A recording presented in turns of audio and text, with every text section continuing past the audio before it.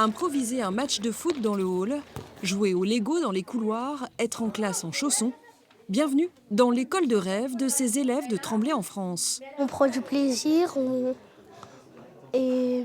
s'amuse. Les architectes du groupe scolaire Simone Veil, ouvert depuis la rentrée, viennent d'être primés. Ça, c'est la récompense qu'ont obtenue les architectes de l'école. Ça s'appelle l'équerre d'argent. L'équerre d'argent, c'est un petit peu comme une médaille aux Jeux Olympiques. Les classes font 20 mètres carrés de plus qu'une salle classique et peuvent s'ouvrir sur la cour de récréation.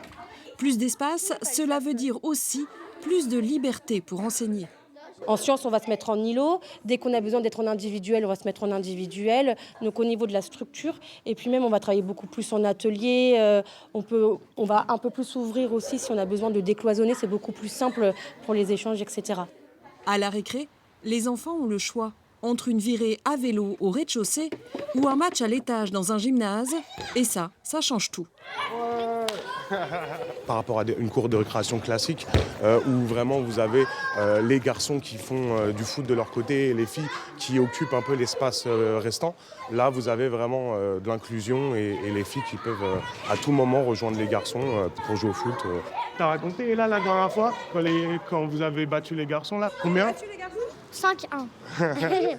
Animateurs et enseignants se partagent les 4700 mètres carrés de la maternelle et du primaire et l'intégralité du matériel pédagogique. Le plan, décloisonner tous les apprentissages. Il faut redonner à l'école plus de liberté, aux enseignants plus de liberté, aux enfants plus de liberté et aussi tourner l'école vers l'enfant pour son bien-être mais aussi pour son développement.